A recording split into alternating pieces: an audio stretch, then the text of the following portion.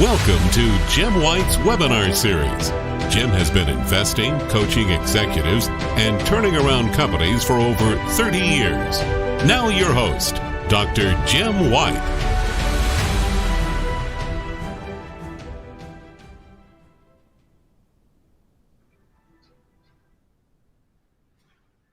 Hello, this is Jim White, and it's July the 28th. Can you believe it? July the 28th, 2020. And this is part 12 and our final session of our critical thinking series. Can you believe it's been 12 weeks since we started? And for me, it's been a wonderful journey. And I want to thank each and every one of you that has participated and all your feedback, all your participation. We really appreciate it. And as we conclude this evening, as I said last week, we're going to be taking questions, and I want to thank you for all of your questions. And in the next 30 minutes, I'm going to do everything I can to address each and every one of them. And also let you know that we're going to be away for 3 weeks.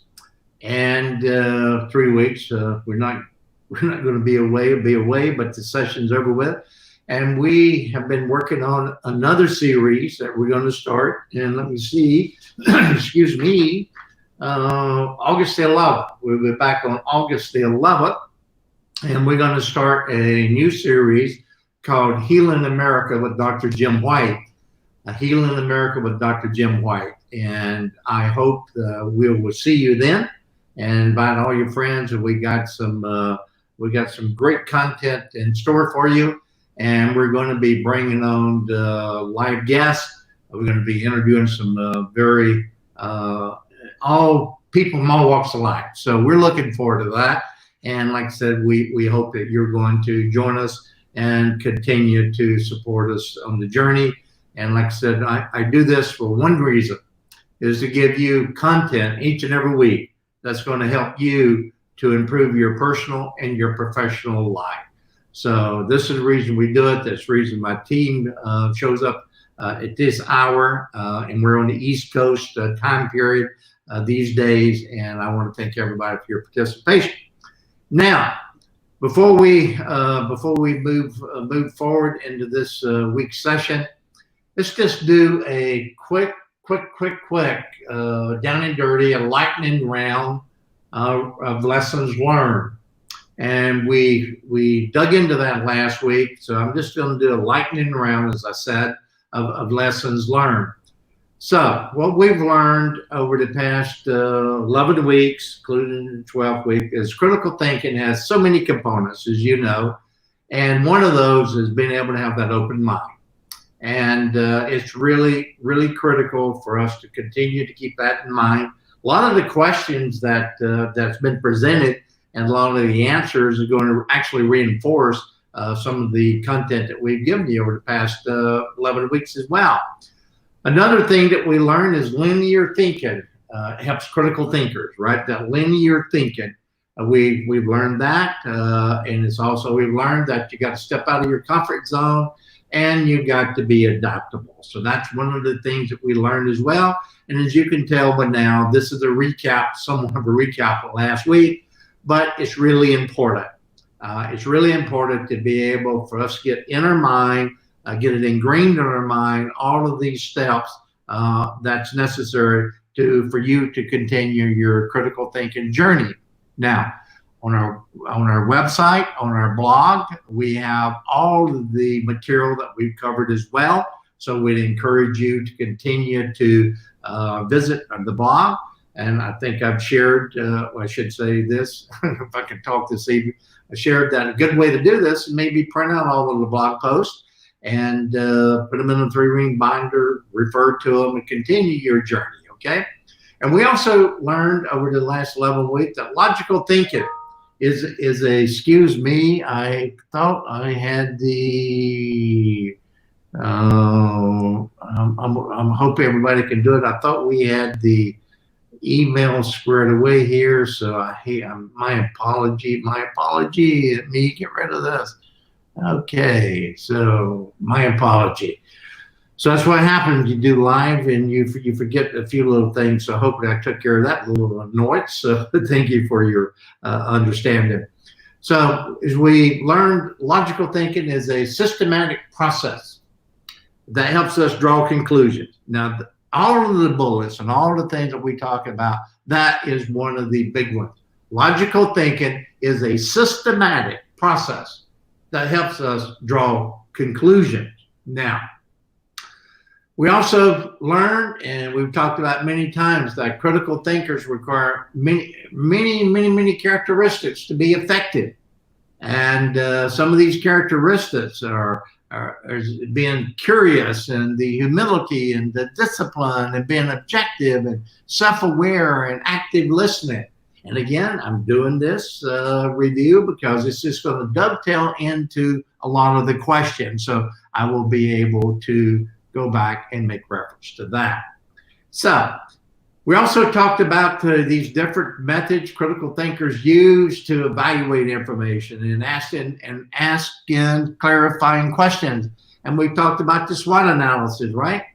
And we talked about how all the different benefits. And those are some of your questions you've asked, the benefits of critical thinking. And some of the benefits of critical thinking and developing that skill is your ability to become more persuasive, and your ability to communicate better, and your ability to problem solving better, and increasing your emotional intelligence, right?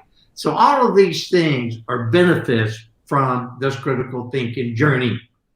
Now, I'd be remiss if I didn't do what I do every week, share my concern with our political leaders on both sides of the aisle. We continue to, in my opinion, step on the things that we should be doing in order to flatten the curve. And all Americans, if we don't take it serious that we've got to do the PPE, we've got to wear the mask, we've got to do all this stuff, it's going to continue. And this thing is not going to go away until we start being Americans and getting our arms around it and say, we're going to stop it. And we got to stop listening to these asinine leaders that says you don't have to do these things, and all this political posturing to be able to say, geez, we're not doing it because the Democrats are doing this, Republicans. I don't care what you call yourself, Republicans, Democrats, whatever. We're Americans. We got to stop the insanity. We got to stop the insanity. We got to flatten the curve.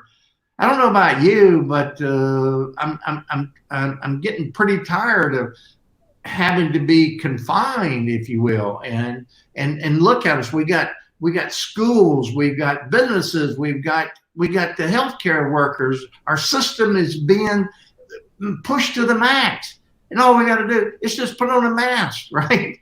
It's just start there. That's not so much to ask, right? Put on a mask, and that is critical thinking, folks. Put on the mask and just start taking this thing serious so we can. So, I had CNN on just before we started the broadcast, and I'm looking at the numbers. They keep growing. And these governors that are absolutely saying it's not a big deal, man, we need to vote those folks out of office, and we need to get some other people in there. So come on, this is a real deal. Critical thinking is going to require individual change. And that's what I'm talking about here, the individual sacrifice and change that we must do as Americans in order to be able to flatten this curve, right? Flatten the curve. We got to stop it. So problem solving and critical thinking involves, like I said, in identifying the inconsistency. Well, I just gave you an inconsistency. The inconsistent message from the White House, the inconsistent message from the different governors, the inconsistent message from the what am I trying to say? The conspiracy theorists and all of these type of things. How can you not know that this pandemic is real? Look around the globe, folks. It's a real deal. It's up to us to stop it, and we can with the right leadership. And once again, right leadership, right? I get started on that one. I'll probably get going for another 2 hours. We were talking about problem solving and critical thinking, and it's absolutely important, once again, to trust your instincts and to take the time to evaluate all these solutions available to us. And those are the things that we need to look at. Critical thinking, as we said, is a lifelong process. It is a lifelong process. This journey is going to stop this evening, but you've got to continue to practice to retain the critical thinking skills, right? To retain all of those skills. Now, what we're going to do now, I just want to do a quick highlight on that. And we had all the clicking in the background and the emails, Jesus, all that stuff going on. So here we go. We're gonna do as we said. We're gonna take your questions, and we got 11 different questions, and I'm gonna do my best to get through each and every one of them. I'm gonna read the questions and give you a very direct answer. How's that? Very direct answer. Number one, you mentioned in one of your webinars that we should listen to the information before we jump to conclusions. What if there is some nonverbal signs that contradict the verbal information received, i.e. the body language, facial expressions, etc.? Well, you notice my body language and facial expression when I was trying to deal with this clicking in the email, right? Great question. A great question. And my answer to that is going to be a simple answer, straightforward. Once that occurs, you got to ask questions. You got to probe. You've got to get real clarity as to what the individual is thinking.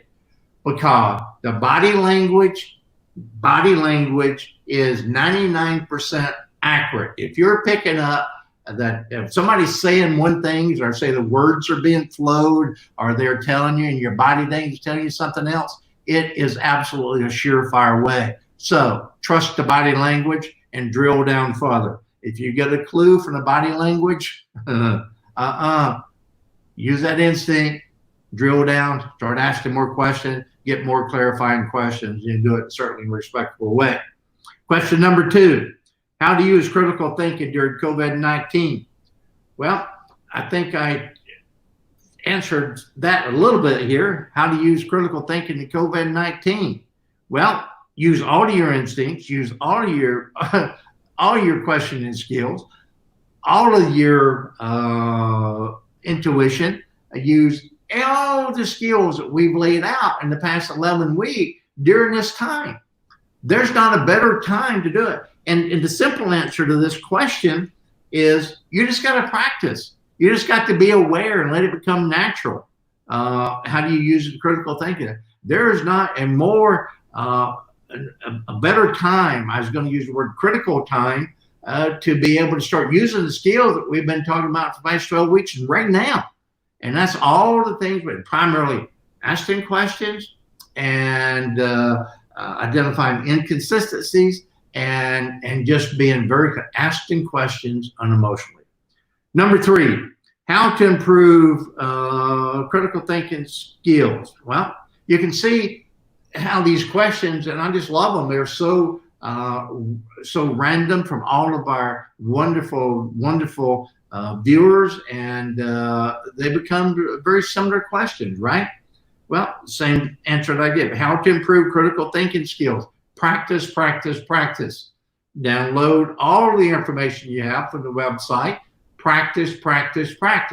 Go back. You can even download this series. These things are tape, right? Video. So you could put a library together. In conjunction with all of the content that we provided on the website, and you can make your own sessions, if you will, and teach people how to do the critical thinking and the importance of critical thinking. So you can go back and just download. I think all these are on YouTube, right? You can just have your own little session. So I encourage you to do that. Use them. They're for you to use, and they're free, all right? So number 4 question is how critical thinking can help develop resilience amidst the COVID-19 pandemic. Well, I read that question over and over, and once again, all wonderful questions, and answer is very similar, right? You begin to see a pattern here, and that's what's important here. You can see where we got people presenting questions from all around the nation and from around the globe. and then we put them down on a piece of paper, and you can see how similar we are in our thought process, right? And that's what I say globally. We are similar in thought process from all cultures, all walks of life, and there is no bias to any of these questions, right? So you can see, this is what I love about doing this and understanding the importance how critical thinking can develop resilience in COVID. The biggest thing is this COVID-19, the isolation, the fear, the people that's unemployed, wondering if the unemployment's going to run out. All of this is stressful, right? So the thing about it, you've got to be able to just absolutely retain confidence and ask questions, and don't sit back. You got to be proactive. I was sharing earlier today about how pleased I am because in our many companies that I have the pleasure to lead, we have positions. We're actually recruiting, right? We're in this period of time. We are recruiting. We are expanding. We're creating more jobs. We're doing that right in the middle of this COVID-19. So it is not over. We're recruiting, and I am seeing some of the best candidates come forth than I have for years. So please understand, there's companies that's recruiting. All you got to do is to be able to reach out, do your research, and put in your resumes or wherever it may be, whatever LinkedIn, use LinkedIn, critical thinking, how to search for information, how to join groups, how to get support groups. All of these things are important, right? Now, number 5 is how to develop critical thinking in children. How to develop critical thinking in children. Great question, and I thought about that one a lot, and I will say start at the beginning, especially teaching them how to ask questions, how to identify inconsistencies, and being able to follow up questions, right? So you start that as early as you can, and you start that particular process early on, because once you start walking and talking, that's the most impressionable years. And when we start, when they start having the games and they're playing, the games are talking to them. So that's where you start. And that takes a commitment of time that you got to spend with the children. And so it's never too early to start critical thinking and asking questions and follow up and understanding, using the intuition, and allow everybody to use all your senses as well. Number 6 question was, how can critical thinking be achieved if one or more of its components is problematic? Great question, and that's an interesting question. If one or more of the components are problematic, well, you got to understand which component is problematic, right? In order to do that, you've got to be able to use your question ability, asking questions, and asking clarifying questions, and asking follow-up questions. And again, you got to be able to do that in such a fashion that it's not offensive, right? So you're seeing a theme here, right? About the majority of the questions have been asked, and my response is, got to have the ability to ask questions. Simplified, that's the ability to be able to communicate, right? That's what I'm talking about. The ability to ask questions and the ability to listen, right? And ask clarifying questions, and the ability to make sure that you have the ability to follow up and make sure that people are doing what they're saying they're going to do, right? And you've heard me talk about my challenges with a lot of our companies where we've got people just do not think. That's the world. They're not using any critical thinking skills. It's costing us the fortune, which does not allow us to reinvest back into the company and be able to hire more people. So it's a vicious circle here if we don't become master or have a path of mastery to this critical thinking process, right? So you got to ask questions to understand the problematic portions of that component. Question number 7 was, how can we analyze critical thinking in children with the developmental difficulties? I am going to pass on that question. I am not qualified to answer that question, but I would say that a child therapist, they would be better for that. but I will just say this. I love the question. It is a serious issue, and so there's more tools that needs to be taken in consideration in conjunction with the critical thinking skills that we've been talking about for the past 11 weeks. So that's about the best I can do with that question, and I hope you understand. Number 8 is, okay, under categorical sizzleism, part of the critical thinking skills. Yes, it is. Simple, yes, it is. Now, that question, we could probably talk about that for weeks. I think the person asked that question probably has some training because, you know, there's 8 stages of sizzleisms, and so that's more of an academic area, but simple answer is yes, it is. Okay, I'm going to leave it at that. Question 9, are there any fallacies in the reasoning? Are there any fallacies in the reasoning? What is the difference between truth and fact? Well, first part of the question, I'm not quite sure what we mean by that. Yes, there's always some fallacies, but in reasoning, and there's a process of uncovering those fallacies, right, that we've laid out, and that's, again, asking questions. What is the difference between truth and fact? Great question, because we're certainly missing a lot of truth today, in my opinion. The difference in the two, my definition, Jim White's definition of that, is this. Facts is something that you can prove, undisputable facts. And like I said, math, 2 and 2 is 4, right? We got certain rules. You got fact. We got fact, fact, fact. Now, what's the difference between truth and fact, right?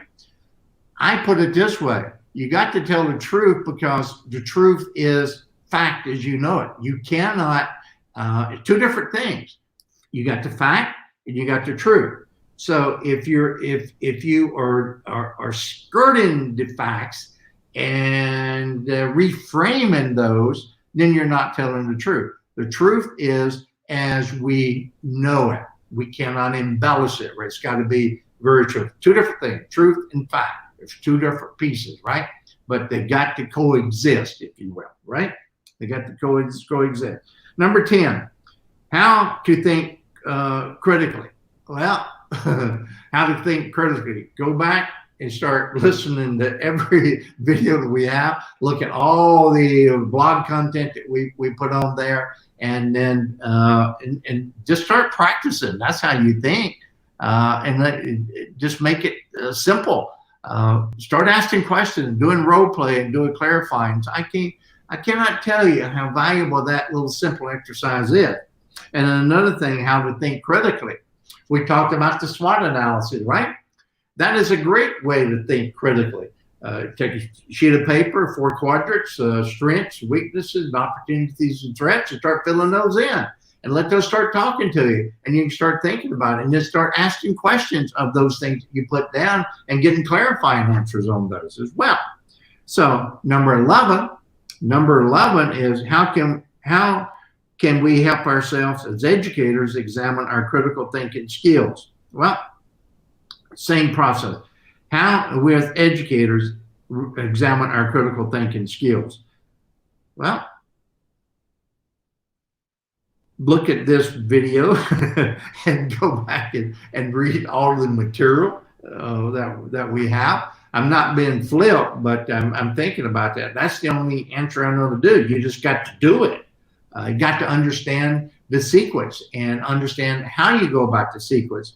And we've laid all of that out the past 11 weeks. And like I said, we got all those steps on the blog as well.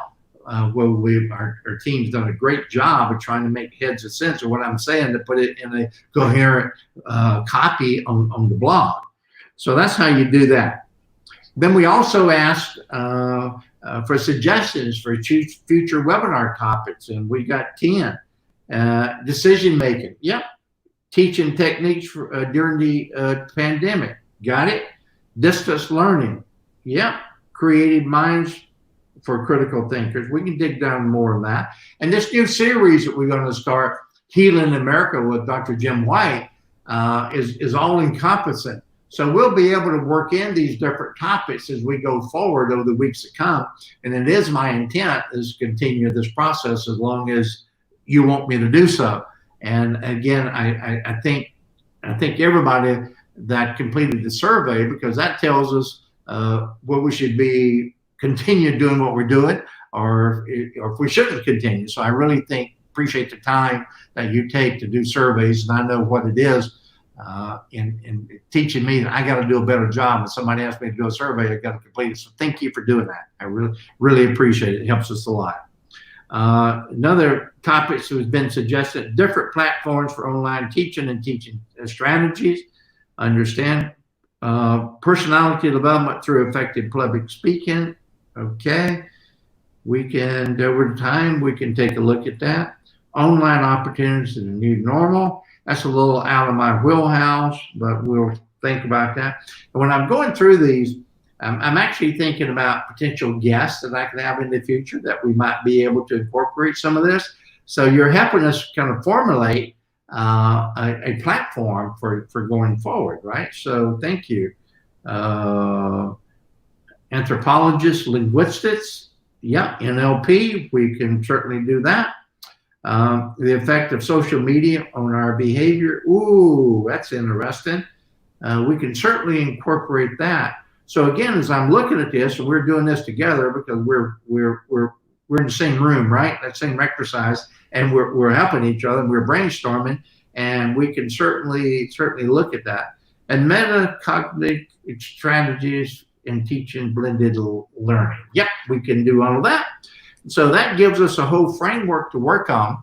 Is what you said you'd like to see in the future. We will be addressing those in the future, and we'll be working it in this whole series. And this whole series is for our next book. And for the time we have, I'd just like to talk a little bit about that. I think I shared with you that the book was going to release in September. Well, the title of the book always kind of challenged me a little bit. So I've decided to change the title, and the title of the book, I think it's more in keeping with what the book is and the spirit of the book and the spirit of the new webinar series. We're going to have Healing America with Dr. Jim White. And the title of the book is The Broken America. I think we're broken. And then the subtitle is the 10 guiding principles to restore America. I'm so excited about that. So excited about the book. Can't wait to get it out to you. And as we go forward, we will continue to do sessions on that as well. So again, session 12 was primarily to say thank you. Session 12 was primarily to do just a brief bullet recount, and without the dinging from the email, so my apology for that. And also to read your questions. I hope my replies helped you. If you need more questions, send us an email. I'll do my best to reply to them. And then for your input, different topics you would like to see in time to come. So at that, I cannot tell you how much I appreciate each and every one of you. I can't appreciate your time, your spirit, I will put it that way, and supporting us for this last 12 weeks. And that's all I have for today. And we will be back on August the 11th. I'm going to confirm that. August the 11th for our new series, Healing America with Dr. Jim White. Until then, be safe. And we will talk to you on August the 11th. Good evening. Thank you for your participation and interest in Jim White's webinar series. To stay in touch with Jim, go to www.authorjimwhite.com.